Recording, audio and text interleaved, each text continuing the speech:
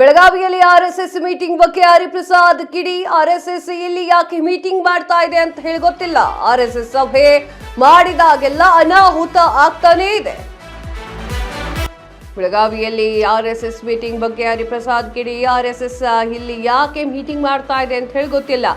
RSS ಸಭೆ ಮಾಡಿದಾಗೆಲ್ಲ ಅನಾಹುತ ಆಗಿದೆ.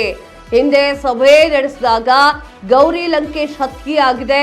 ಇವರ ಮೀಟಿಂಗ್ ಬಳಿಕ ಏನಾದ್ರೂ ಅನಾಹುತ ಆಗುತ್ತೆ, ಸಭೆ ಬಳಿಕ ಏನಾದ್ರೂ ಆಗತ್ತಾ ಇಲ್ವಾ ಅನ್ನೋದು ನೋಡಬೇಕು ಅಂತ ಹೇಳಿ ಹರಿಪ್ರಸಾದ್ ಅವರು ಹೇಳಿಕೆಯನ್ನ ನೀಡಿದ್ದಾರೆ.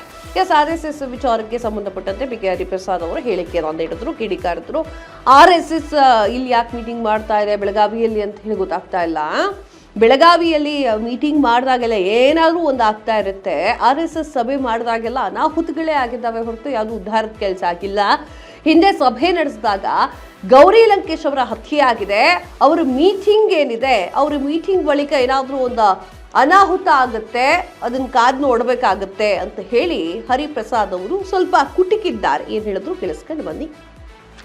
ಈ ಥರ ಮೀಟಿಂಗ್ಗಳು ನಡೆದಿತ್ತು, ಈಗಲೂ ಸಹ ಮೀಟಿಂಗ್ ನಡೆಯುತ್ತೆ. ಮುಂದೆ ಭವಿಷ್ಯದಲ್ಲಿ ಏನೇನು ಅನಾಹುತಗಳು ತೊಂದರೆಗಳಾಗುತ್ತೆ ಅನ್ನೋದನ್ನು ನೋಡಿ ಆಮೇಲೆ ಟಿಪ್ಪಣಿ ಕೊಡೋಣ. ಏನಾದರೂ ಹಾಗೆ ಆಗಿದೆ, ಅವ್ರ ಮೀಟಿಂಗ್ಗಳಾದ ತಕ್ಷಣ ನೀವು ಇತಿಹಾಸವನ್ನು ನೋಡ್ಕೊಂಡು ಬನ್ನಿ. ಮೀಟಿಂಗ್ ಮಾಡಿದ್ಮೇಲೆ ಏನಾದರೂ ಮಾಡಿದ್ದಾರೆ. ಕರ್ನಾಟಕದ ಲಿಂಕ್ ಭಾಳ ಚೆನ್ನಾಗಿದೆ. ಕರ್ನಾಟಕದ ಲಿಂಕು ಅವ್ರ ಹೆಸರು ಹೇಳ್ತೀನಿ ಕೇಳಿ. ಅವರು ಮಹಾ ಹೋರಾಟಗಾರರು. ಯಾವುದು ಈ ಹಿಂದುತ್ವದ ಹೋರಾಟಗಾರರು. ಅದರಲ್ಲಿ ಗೋಪಾಲ್ ನಾಗರಕಟ್ಟೆ ಅಂತೇಳಿ ವಿಶ್ವ ಹಿಂದೂ ಪರಿಷತ್ತಿನ ಪ್ರಧಾನ ಕಾರ್ಯದರ್ಶಿಗಳು, ರಾಷ್ಟ್ರೀಯ ಪ್ರಧಾನ ಕಾರ್ಯದರ್ಶಿಗಳು ಕರ್ನಾಟಕದವರು. ಇವ್ರನ್ನ 5 ದಿವಸಗಳ ಕಾಲ ವಿಚಾರಣೆ ಮಾಡಿದ್ದಾರೆ.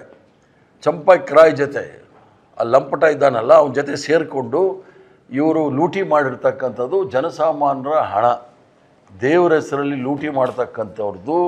ಮತ್ತು ದೇವಸ್ಥಾನಗಳು, ಈಗಾಗಲೇ ನಾನು ಹೇಳಿದ್ದೀನಿ, ಪುನಃ ಹೇಳ್ತೀನಿ, ಭಾರತ ದೇಶದಲ್ಲಿ ಲೂಟಿ ಮಾಡ್ತಕ್ಕಂಥ ಇತಿಹಾಸ ಸೃಷ್ಟಿ ಮಾಡಿರೋದು ಇವರೇ.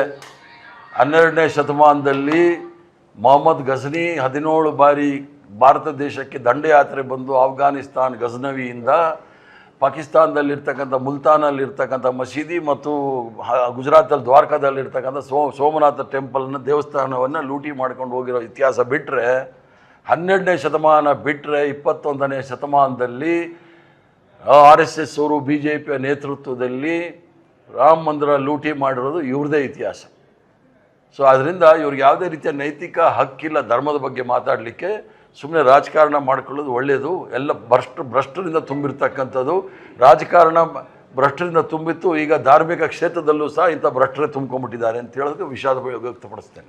ಅವರು ಬೆಳಗಾಮಲ್ಲಿ ಯಾಕೆ ಮೀಟಿಂಗ್ ಮಾಡ್ತಾ ಇದ್ದಾರೆ ಅಂತ ನನಗೇನು ಗೊತ್ತಾಗ್ತಾ ಇಲ್ಲ. ಸಂಪೂರ್ಣ ನ್ಯೂಸ್, ಇದು ನೊಂದವರ ಧ್ವನಿ.